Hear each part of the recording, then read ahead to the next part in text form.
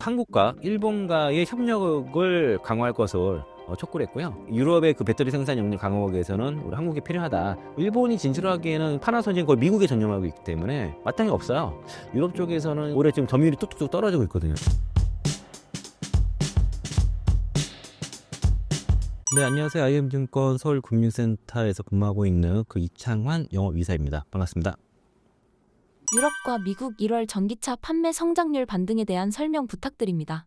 네, 이거 뭐 전기차 섹터, 그 이차전 섹터 이제 투자하신 분들이 좀 많이 힘든 시기인데, 제가 이제 지난달에 말씀드렸던 게 이제 일단 먼저 말씀드리면은, 그 1분기가 그 업황 분위기 봤을 때는, 그러니까 돌아서 이제 턴어라운드는 2분기 정부터가 본격화가 될 것으로 예상하고 있기 때문에 1분기 좀 어려울 수 있으니까, 버티시더라도 다른 섹터 쪽에서 매매를 하시면서 일부 수익을 내시면서 버텨야 된다라고 좀 말씀드렸는데, 약간 그게 그렇게 되기를 바라진 않는데, 지금 최근의 흐름이 약간 그게 현실화 좀 되고 있는 상황이고, 저도 그래서, 2차전 종목들을 뭐 주로 갖고 있는데, 저는 뭐, 개인적으로 탑픽은 더상세코피아를 탑픽으로 좀 들고 있거든요. 근데 이제, 전반적으로 다 부진해서, 타 섹터에서 뭐, 바이오라든가, 최근에 이제 방산 쪽이라, 우주항공 방산이라든가, 다른 섹터에서 지금 좀 매매를 하면서 뭐, 유리개판 쪽이라든가, 그런 쪽에서 매매를 좀 하면서 그쪽에서 좀 버티고 있는 상황이고요.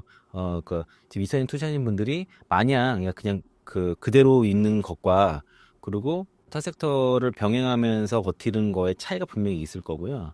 그러니까 이제 그냥 만약에 그냥 버티면 1분기는 상당히 소외될 가능성이 높아요. 지금 현재 그런 상황이고, 그리고 여전히 이제 그 에코프로비엠 그 실적 컨퍼런스 콜을 했는데, 여기에 대해서도 그 증권사 애널리스트도 뷰가 막 엇갈리고 있거든요. 여전히 안 좋은 쪽, 회복을 좀 기대하는 쪽.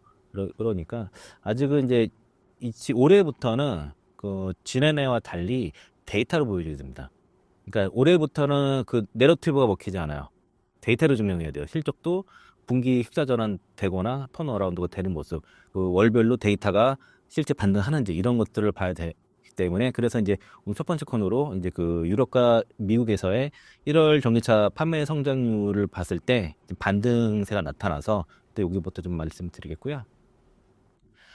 일단 그 유럽 쪽에서 1월달 전기차 판매 성장률이 지금 반등이 시작이 됐습니다. 특히 유럽의 주요 국가들, 여기 데이터 지금 화면 보시면 독일, 영국, 노르웨이, 이탈리아, 스페인, 스웨덴, 아일랜드 등 해서 특히 독일이 54%, 그리고 영국이 42%, 노르웨이도 90%, 이탈리아 126%, 프랑스는 좀 플랫이에요. 그리고 스페인 49% 이런 성장세가 나타났는데, 이게 이제 지난해 월에 1월 달에 워낙 안 좋았어요. 물론 기저 효과도 있지만은 미래에서 얘기하는 거 저도 동의를 하는데, 그러니까 단순히 기저 효과라고 보기는 보다도 제가 전에 방송에서 말씀드린 것처럼 지난해 말에 연말에 지난해에 그러니까 올해 지금 유럽이 그 CO2 배출 강화가 시행되다 보니까 지난해 판매에 대해서 적극적이지 않았습니다. 유럽 쪽 그 완성차 업체들이. 그래서 이제 올해부터 본격적으로 판매를 해야 되는 상황이기 때문에 마케팅도 올해 집중적으로 하고 있었다라고 좀 볼 수 있겠고요. 특히 이제 일부 국가, 독일이라든가 이탈리아는 약간 계절성이 있는데도 불구하고 12월 대비해서 판매량이 증가했다는 게 상당히 고무적이에요. 왜냐면 1월 달이 비수기거든요. 연말에 12월 달이 제일 잘 팔리고 1월 달이 비수기인데 불구하고 12월보다 1월 달 판매가 일부 국가 독일이나 이탈리아 등에서는 더 높게 나왔다는 것이고, 그리고 1월 달에 유럽도 그렇고 중국도 그렇고 미국에서도 지금 테슬라 판매가 부진합니다. 특히 이제 그 주니퍼 모델 Y 주니퍼가 나오는 것 때문에 그 영향도 있고, 약간 정치적인 이슈, 오늘 좀 설명드릴 건데, 그 정치적인 이슈 때문에 약간 불매 운동 같은 게 벌어져서 판매가 부진한데도 불구하고 폭스바겐이라든가 이런 이제 벌금 노출도, CO2 배출에 대한 벌금 노출도 높은 기업들, 전에 한번 설명드렸던 그런 기업들이 상당히 좀 판매가 늘었다는 거죠. 그러니까 올해부터 강화되는 이런 CF2 벌금을 회피하기 위해서 유럽의 그 OEM들이 그 전기차 판매에 대해서 상당히 확대를 하고 있고, 그게 올해 1분기부터 시작이 됐다. 지난해부터 예상했던 거. 유럽 같은 경우는 CO2 배출 강화로 인해서 완성차 업체들이 전기차 판매에 굉장히 사활을 걸고 판매를 높일 것이다 라고 볼 수 있겠고요. 그래서 보면은 신규 모델보다 이전 재고 모델이 훨씬 많이 팔렸습니다. 근데 재고 떨이 하는 거예요. 프로모션 막 걸어가지고 막 파는 거고, 그래서 1월 달에 보면은 중국이 13%, 유럽의 7개 국가가 39%의 성장이 나왔고요. 그리고 미국이 25%의 성장이 좀 나왔다. 이 데이터 참고하시면 좋을 것 같고.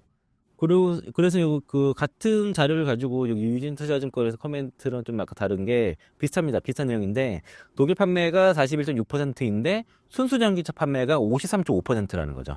그리고 이제 지난 17개월 동안 가장 높은 성장률을 이제 1월 달에 기록을 한 것이고, 그리고 영국이 28.4%, 이제 이게 이제 그 뭐냐면은 하이브리드랑 전기차 다 합산이에요. 근데 순수 전기차는 41.6%죠. 그러니까 독일이 여기 보면은 그 전기차랑 플러그 하이브리드 52,210대 판매에서 42%인데 전기차가 53.5%가 늘었던 거고, 영국도 플러그인 하이브리드랑 전기차가 합산이 28.4% 정도 늘었는데 순수 전기차만 41.6%. 좀 전기차 판매가 월등히 늘어난 거예요. 이게 이제 아까 CO2 배출과 연관이 있는 것이고, 프랑스는 좀 부진했지만 그러니까 이런 독일, 영국, 프랑스 이 3대 전기차 3대 시장 합산했을 때는 전년 친환경차는 이제 18.8% 증가가 나왔다라고 볼 수 있고요. 프랑스가 역성장이 나왔어요. 역성장이 나왔는데 마이너스 19% 정도 나왔는데 이게 이제 플러그인 하이브리드가 전년 대비 54% 감소했기 때문이고, 이게 이제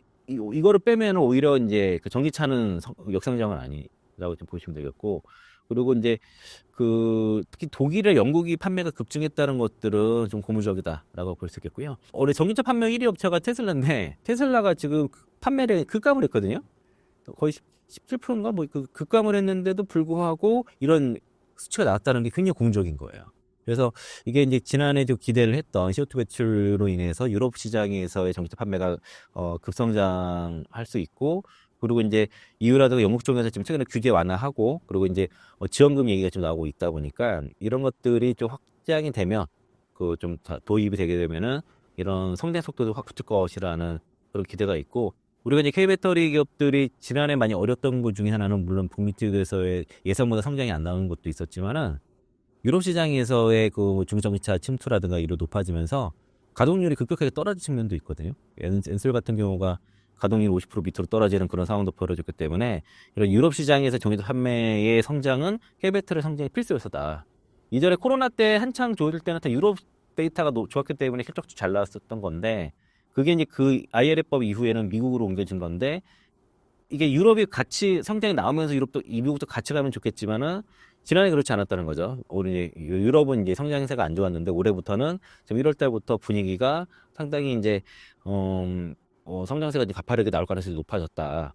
일단은 증권사 컨센서스가 유진은 올해 유럽 전기차 판매 성장이 15%고, 한국투자증권이 한 42%, 미래에셋이 30%대 정도로 전망을 했었는데, 이게 근데 일단은 1월달 출발은 상당히 좀 좋은 편이다라고 좀 볼 수 있겠고요. 그러니까 일단 테슬라가 그 모델 Y 주니퍼가 이제 공식적으로 이제 출시가 되고, 그러니까 판매가 되고, 그러니까 출고가 되면서 판매가 됐으면은 이게 좀 더 올라올 수 있지 않을까. 그러니까 테슬라가 부진하는 가운데도 그랬다는 게 고무적이라서. 그래서 일단은 좀 올해 이제 테슬라 관련 종목 좀 잘 보자고 말씀을 드렸는데 이게 변수가 좀 생겼어요. 이게 머스크의 그 정책 개입으로 인해서 그 유럽의 그 주요 시장에서 테슬라 판매가 급감을 했다는 그런 얘기가 있는데, 프랑스에서 1월 판매가 테슬라가 63% 급락을 했고요. 독일 판매가 59% 급락을 했습니다. 그래서 이제 이 유럽 3대 시장 중에 이제 두 군데서 이제 판매량 급감한 것들이 이게 일론 머스크의 그 해당 이들 국가에 대해서 그 정책 개입한 것들이 영향이 큰 것으로 이제 분석이 나타나고 있고, 12월 달에 그 독일에서 판매가 그 3,900대 정도였는데 1월 달에 1,277대 그 신차 등록돼서 거의 아까 59%, 60% 가까이 감소가 된 거고요. 그래서 이제 프랑스에서도 비슷한 상황이에요. 63% 급감을 한 것들이 좀 아쉬운 거고. 그리고 이제 다만 이제 영국은 한 42%, 그러니까 아까 전기차 판매가 42% 급증을 했는데 테슬라는 12% 정도 하락을 했습니다. 그러니까 이제 테슬라 하락에도 불구하고 유럽 데이터 좀 잘 나온 것들, 뭐 일단은 그 다행인데, 테슬라가 이런 식으로 정치 개입으로 인해서 지금 타격이 있는 것들, 그러면 이제 모델 Y 주니퍼가 본격적으로 판매가 됐을 때 달라질 것인가. 그리고 이제 올해 그 새로운 모델 Y가 또 출시가 되거든요. 상당히 개량된. 그러니까 이런 거는 신차가 나와서 이런 캐즘을 뚫어야 된다라고 볼 수 있겠고, 1월 판매가 부진한 것들은 이제 아까 잠깐 말씀드린 게 모델 Y 주니퍼 부분 변경 모델이 나와서일 수도 있고요. 그리고 그 지난해 이제 그 테슬라가 좀 그 매출을 막 늘리기 위해서 좀 판매를 막 땡긴 게 있었어요. 그래서 이제 그런 영향도 있었을 거로 보여지는데, 그리고 이제 그러다 보니까 좀 재고가 좀 부족한 측면도 있습니다. 지금 모델 Y는 새로 나와야 되니까 기존 공장 라인을 좀 가동을 좀 일부 중지도 있고, 그리고 재고 판매는 지난해 연말에 좀 많이 땡겨서 많이 한 것도 있다 보니까 이런 공백도 있었지만 이런 정치 개입의 영향도 있을 수 있다라고 좀 볼 수 있겠고요. 그래서 요거는 좀 2월달 데이터를 좀 지켜봐야 될 것 같습니다만은, 어쨌든 그 유럽의 1월 판매는 테슬라의 부진에 불구하고 상당히 이제 고성장세가 나타났다는 것들이 일단은 이제 좋은 출발이다라고 볼 수 있겠고, 이런 것들이 1분기에 이제 2월, 3월 때 이어지게 되면은 이제 그 전기차 섹터, 이선진 섹터의 분위기도 좀 바뀌어질 수 있을 것 같고, 유럽에서의 그 전기차라는 그 배터리 부분의 성장을 도모하기 위해서 이제 앞으로 조치를 취할 거 뭐냐면, 지금 EU에서 200억 유로의 그 수준으로 이제 그 그 배터리 산업, 그 전기차 배터리 산업에 투자를 촉구하는 그런 안들이 나왔어요. 그래서 이제 유럽의 그 에너지 안보를 위한 유럽 이니셔티브의 새로운 보고서에서 유럽 전기 자동차 및 그 배터리 부분이 중국에 이제 7년에서 10년 정도 뒤쳐졌다라고 좀 그렇게 얘기를 했고, 이런 격차 해소를 위해서 200억 유로의 그 투자와 그 수입 배터리에 대한 관세, 배터리 관세가 얘기가 나왔어요. 그전 전기차에 대해서 관세가 나왔지만은 배터리 관세 부과 등의 전략적 조치가 필요하다고 제안했고, 그래서 이제 그 내용들을 제가 좀 요약을 해봤습니다. 그 해당 그 외신 뉴스인데 내용이 상당히 길어요. 그래서 제가 이제 간단하게 요약을 해보면, 첫 번째는 이제 중국과의 격차를 인정했다는 겁니다. 7년에서 10년 정도에 뒤쳐져 있다라고 해서 이를 극복하기 위한 적극적인 투자가 필요하다. 그리고 그 투자 금액은 200억 유로 정도로 투자를 제안을 했고, 10기가와트 용량의 첨단 배터리 기가팩토리 건설을 위해서 이 정도 금액은 필요하다라고 제안했습니다. 특히 이제 한국과 일본과의 협력을 강화할 것을 촉구를 했고요. 일본의 한국 배터리 업체 투자를 하고 그들과의 그 파트너십 구축할 것을 촉구를 했다는 거죠. 이런 내용 자체를 봤을 때도 이런 유럽의 그 배터리 생산 역량 강화하기 위해서는 우리 한국이 필요하다라고 볼 수 있겠고, 일본이 진출하기에는 파나소닉은 거의 미국에 전념하고 있기 때문에 마땅히 없어요. 그 사실 미국 시장은 거의 테슬라 쪽에 들어가는 건 거의 파나소닉이 다 점령하고 있다, 그렇게 보시면 되는데, 유럽 쪽에서는 쉽게 올해 지금 점유율이 뚝뚝뚝 떨어지고 있거든요. 일본 같은 경우는. 이거 사실상 우리와의 협력을 얘기하는 거와 다름없다라고 볼 수 있겠고, 또 수입 배터리에 대한 관세 부과 얘기가 나왔습니다. 유럽의 배터리 산업을 보호하기 위해서 수입 배터리에 5년에서 7년에 거쳐서 50% 관세를 점진적으로 부과할 것을 제안했는데, 국내 그 유럽에 공급되는 배터리 같은 경우는 대부분 현지 생산되거든요. 그러니까 우리와는 이런 관세, 중국 배터리, 또 지금 뭐 CATL도 이제 헝가리 공장 짓고 있지만은 특히 이제 뭐 전기차뿐만 아니라 배터리까지도 그렇게 관세를 물게 됐을 때는 뭐 이것도 우리한테도 유리한 상황이고, 그 미국의 그 IRA법에 대해서 벤치마킹을 하자는 거죠. 이런 미국의 IRA와 유사한 그 재정적 인센티브 제공을 통해서 민간 투자를 유치해라. 지금 AMPC 막 주고 그러잖아요. 그런 것들.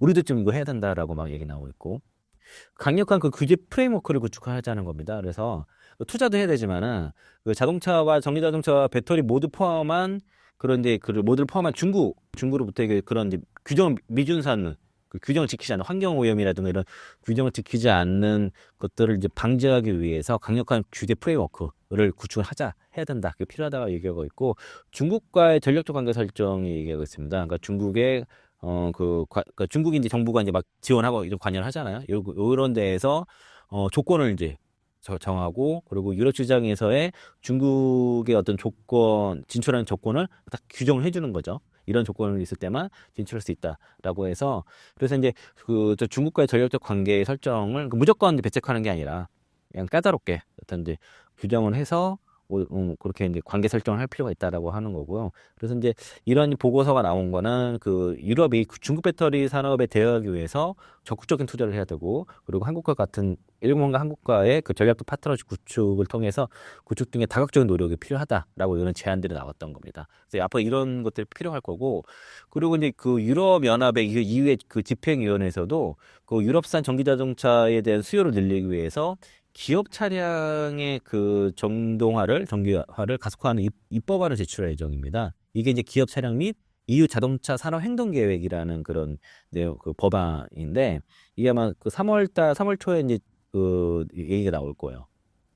그래서 이제 이 내용을 또 이제 그 해당 외신 뉴스가 상당히 긴데 이것도 요약을 해봤어요. 그래서 이제 이유자동차 산업은 중국과의 경쟁과 그 예측 가능한 이제 수요 보장 및 새로운 그 과제에 직면하고 있는데 그 유로집행위원회에서 이번 조치로 인해서 탄력적인 자동차 산업 구축에 기여할 것으로 기대를 하고 있다는 거죠. 이런 법안을 통해서. 그래서 이제 신차의 60%가 유럽 회사 차량입니다. 기업용 차량이에요. 근데 그래서 그 기업용 차량은 운전할 때 이제 리스를 주로 하다 보니까 세금 감면을 많이 받는데 이 시장이 이제 민간 부분보다 작습니다. 그 특히 전기차 부분에 있어서 그러니까 전기차를 리스하게 되면 세금을 많이 받는데 민간 부분보다 작아요. 자동차의 60%가 회사 차량인데 어 전기차 시장은 훨씬 작다는 거죠. 그러다 보니까 이게 이쪽 시장을 키우면 전기차 수요를 많이 끌어올릴 수 있다라고 좀 보는 거고, 그래서 유럽에서 가장 큰 두 시장이 독일과 프랑스인데 이 여기가 전기차 부분이 그러니까 민간 부분이 상당히 뒤처져 있는 상황이라서 끌어올려주게 되면은 전기차 시장이 상당히 수요가 많이 올라갈 수 있다라고 이제 보는 겁니다. 그래서 그런데 거기에 대한 이제 입법안을 지금 제출할 예정이에요. 3월 초에 나올 예정이고 내용을 제가 좀 정리를 해봤는데 특히 첫 번째 그 기업 차량에 대한 전기화 목표. 이거는 이제 2030년까지 EU 같은 경우에는 이제 그 신규 차량에 대해서 100% 전기차로 이제 목표를 설정했는데 그거에 대한 얘기가 나온 거고요. 그 2030년까지 대기업 차량의 100%를 이제 그 GEV로 목표를 설정을 해서 그 유럽 자동차 그 제조업체에서의 210만 대 정도의 전기차 수요를 보장을 하는 거죠. 그러니까 이렇게 이제 기업 차량은 2030년까지 전기차 그 친환경차로 구매해야 된다 딱 이렇게 법을 해버리면은 적어도 그러면은 이제 요 자동차 업체들한테는 210만 대 수요가 다 보장해 준다는 이런 내용이고, 이를 통해서 2030년 그 CO2 배출이 이제 0% 돼야 된단 말이에요. 이거에 대해서 이제 벌금을 피하기 위해서 전기차를 판매해야 되는데 그 판매 목적의 절반을 달성할 수 있다는 겁니다. 이런 수요를 보장해 줌으로써. 그리고 이제 이 자동차 업체들의 혜택을 봤을 때는 대체로 이제 법인 자동차들은 그 기업용 차량들은 유럽 시장에서 굉장히 가장 크잖아요. 60%라고 했으니까. 그러다 보니까 EU에 본사를 둔 유럽 자동차 업체가 일단은 경쟁사보다는 유리한 위치에 있고, 또 이제 이런 전기차로 구매를 할 경우에는 소비자들이 EU 브랜드를 좀 선호하는 측면이 있습니다. 우리도 우리 브랜드를 좀 선호하지 않습니까? 뭐 테슬라를 좋아하지만 현대기아차 좀 선호하는 측면도 있고 중국차 좀 비선호하잖아요. 그런 거예요. 그리고 이제 그 차량 에코 스코어를 도입을 하는 부분은 뭐냐면 프랑스의 에코보너스라는 게 있거든요. 요거를 반영해서 그 차량 에코 스코어를 개발해서 저탄소 재료를 사용한 그 차량에 대해서는 생산에 대해서는 보상을 해주는 거죠. 그리고 그러면서 에너지 및 자원 효율성을 촉진하는 것이고, 또 중고 전기차 시장을 활성화를 하는 겁니다. 이게 무슨 얘기냐면 법인 차량, 그 기업 차량은 그 소유 기간이 짧아요. 보통 3년에서 4년 정도 되면은 바꿉니다. 리스가 많기 때문에. 그러다 보니까 그러면은 그러한 전기차가 중고 시장에 나왔으면은 가격이 저렴해지잖아요. 그 저렴한 전기차들을 개인들이 구매할수록 해주자는 거죠. 그러면은 대기업들은 2030년까지 전기차만 등록 카드로 요구를 함으로써 계속 이제 지속적으로 그러니까 전기차를 계속 구매를 하고, 그러니까 개인 소비자들은 2035년에 이제 그 EU가 이제 전기차 100% 신차 그 출시를 목표로 하고 있지 않습니까? 그러면은 2035년까지 약 700만 가구가 더 저렴한 전기 중고차를 구매할 수 있다는 이런 아이디어를 낸 거예요. 그러니까 법인들은 지금 그 신차의 60%를 차지한 법인들은 아직 전기차에 대한 구매 퍼센트가 낮기 때문에 이를 장려해주면은 전기차 수요가 확 올라가고, 그리고 그렇게 3, 4년 잘 쓰다가 중고로 내놓으면은 그 개인 소비자들은 싸게 전기차를 구매할 수 있다. 이런 이제 얘기가 나와서, 그래서 이제 이를 달성하기 위해서 정책 권장 사항으로 그 청정산업 협정 및 자동차 산업 행동 계획의 일환으로 기업 차량의 그 친환경화 그 규정을 발표하고 내년이죠. 26년 1분기까지 표구에 붙여야 된다라고 이렇게 권장을 하고 있습니다. 그리고 대기업 차량, 주로 기업인데 대기업에 주로 하죠. 대기업 차량 2040년 신차 기준 그 100%대에서 구성력이 있는 100% GV 목표를 설정하자. 구성력을 갖게끔 설정을 하자는 거고, 그리고 이제 차량 그 자동차 산업을 위한 실행 계획 일환으로 아까 말씀드린 차량 에코스코어 이니셔티브를 발표를 해서 25년에서 26년에 그 이런 방법론 개발을 하라는 것이고요. 그리고 이제 이러한 그 목표를 이제 자동차를 넘어서 그 유럽은 그 전기 선박이 많아요. 노르웨이 같은 경우도 전기 선박이 많아서, 왜냐면 유럽은 지중해잖아요. 이게 갇혀 있기 때문에, 갇혀 있는 그 바다라서 해상 오염이 많이 됩니다. 그래서 앞으로는 이제 전기차뿐만 아니라 특히 그 유럽 지중해를 인접한 유럽 국가들은 그 전기 선박이 상당히 앞으로도 중요한, 배터리가 많이 들어가는 그런 산업에 속해서 전기 그런 대형 선적 업체라든가, 그리고 이제 전기 선박이라든가, 이제 선적 업체, 화물 운송 업체도 단순히 이제 그런 우리가 이제 승용 차량 보통 말하잖아요. SUV 이런 것보다도 이제 운송 차량에도 이러한 그 GV 목표를 설정하자, 뭐 그런 것까지 들어갔다고 보시면 돼서, 그래서 이제 배터리 산업의 육성을 위해서 투자를 하고 관세를 매기고, 이제 그런 유럽의 자동차 산업에 대해서 그런 전기화를 가속화시키는 입법안까지도 지금 준비를 하고 있다라고 볼 수 있겠습니다. 그리고 이제 우리가 제일 중요한 시장이 이제 미국이에요. 이제 11월 달에 미국 데이터가 나와서 그거 좀 체크를 해보면은, 1월 달 미국 소비 판매를 보니까, 하이브리드 같은 경우는 13만 1000대에서 42.1% 성장이 나왔고요. 전기차가 9만 8000대에서 25.2% 나와서, 예상보다 지금 상당히 견조하게 나왔습니다. 25%의 판매 성장이 나왔고, 플러그인 하이브리드는 한 8% 정도 성장이 나왔는데, 여기 업체별로 보니까 도요타가 굉장히 많이 팔았습니다. 성장률이 176%, 2,505대 정도 팔았고, 폭스바겐 149%, 닛산 66%, BMW 31.7%, GM이 27.8% 정도 성장이 나왔고요. 포드가 21.2%, 현대차가 17.7%. 또 그래도 이제 현대차는 이제 신차들이 나오다 보니까 이제 전체적으로 이제 판매 데이터는 많이 올라갈 거로 보고, 기아가 좀 부진했어요. 예, 기아가 이제 마이너스 12.8%에서 현대기아 합산으로 1.8% 증가. 리비안이 지금 전기차 보조금에서 산락을 많이 대거하다 보니까 마이너스 27.4%, 벤츠가 마이너스 50.5%. 그리고 나머지들은 스텔란티스 같은 경우는 아직은 이제 신차가 적기 때문에 889%인데 287대밖에 안 돼서 의미는 없습니다. 그리고 이제 테슬라가 48,500대로 11.6% 성장 나와서 평균치보다 낮아요. 어쨌든 근데 역성장은 안 나오죠. 지난해는 테슬라 월별로 역성장도 나오고 이랬었는데, 일단은 그러니까 테슬라만 조금 이렇게 역성장만 안 나와도 전기차 판매 성장률이 지금 25%, 20%대가 나왔다는 거죠. 테슬라가 12%대 나왔는데도 불구하고, 그러니까 지난해 잘했던 기업들이 GM이라든가 토요타라든가 닛산, 지난해 또 그런 기업들이 지금 판매가 많이 늘었거든요. 근데 테슬라만 좀 데이터가 올라와 주니 미국도 이제 두 자릿수, 그러니까 특히 이제 25%대의 성장세가 나타났다, 1월 달에.